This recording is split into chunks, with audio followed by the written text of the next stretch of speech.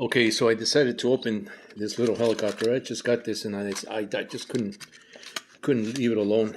So I decided to open it up and see what the inside looks like. And sure enough, if it's my suspicion was I was right.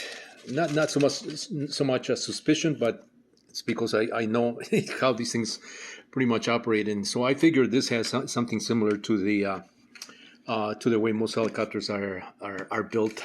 I've been doing my own helicopters that I see. You can see on the table here. I've been trying to bring back my Bumblebee with a brushless direct drive. So it's something a little more elaborate than these toys. This is actually a high-end toy. It's a very stable, very easy to fly.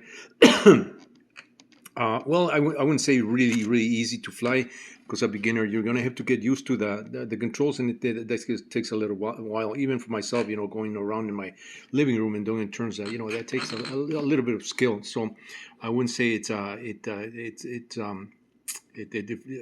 but basically it almost flies by itself in a sense. It's got some sensor at the bottom here. I don't know what these are called, these sensors, but it's got some maybe a height sensor to determine to keep it kind of at the same, hovering at the same height. It's not really that precise, but it's good enough for the price of this thing. This is about $100 with a radio. Not bad, considering that it is a collective pitch helicopter using 3 servos, and it's got the flight controller right there, very similar to the flight controller that I've been trying to repair, for the Hirovo that came out, I don't know, 10, 15 years ago, which is right there, the flight controller in 2 pieces, the radio, the receiver, and then the speed controller that does the control for the motors. This has cordless motors, by the way. There's a cordless motors and a little tiny cordless motor on that end, and then there's another, just a little larger, that looks almost like a 10, 15, maybe 16 millimeter, 16 millimeter, and that looks like an 8 millimeter cordless motor. The back, it is a gear drive system. It's using a large spur gear. You have to, with these types of motors, unless you go direct drive. But direct drive, you gotta come up with certain a certain kV, to drive the motor. This would also work with a direct drive, provided that the electronics is also suitable for a brushless motor and not a cordless motor. This is just a two-wire DC cordless motor. Brushless motor would require a little more circuitry here, but I don't I don't think maybe I don't think we're too far from getting in this particular size a brushless motor. And I think one of the more high-end helicopters might be in this size right here. I've been so out of the helicopter scene since I've been doing most microlights, ultralights.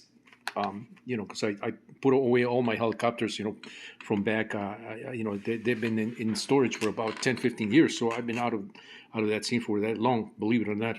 And I just decided to buy this one on a video that I watched this guy do a review. I watched him before, so I kind of trust his judgment, and I just saw the performance of this, and I go, "Wow, that was $100. Let me get one. Let's see what this is all about." And so that's the reason why I'm opening this helicopter and trying to, but basically, there's no magic here. The collective pitch is really impressive. The way you can get a flybarless collective pitch and all the stabilization is by the control system here, because it does use 6 gyros of stabilization. With these right here, the way I was doing them in the old days, this is back more than 20, 30 years, actually 20 years, is when these gyros started coming out from GWS. These are just a rate gyro for the tail. So the tail gets stabilized to some degree, but it's just a one-axis type thing, on the yaw axis. These things have 6 axes of stabilization, so they're very, very stable. Very nice helicopter. It's a very nice toy. I think I'm just going to get a fleet of these and bring up all my helicopter toys, up to more modern standards as far as collectivity is concerned, because I do like to collect these things, and I like the history behind it. I myself, started the micro helicopter before many companies started showing up with micro helicopters back in the day, and so to me this is it's very interesting. I'm not so much deep into helicopters as I was back in those days, but from a collector's standpoint, it's a very, very nice toy. I would recommend it. If you want to take this video, it's my recommendation. From a guy that designed some of the very first micro palm size helicopters. If you find this worthwhile, take it from me. It's a nice little toy. Mario, once again, stay tuned for more.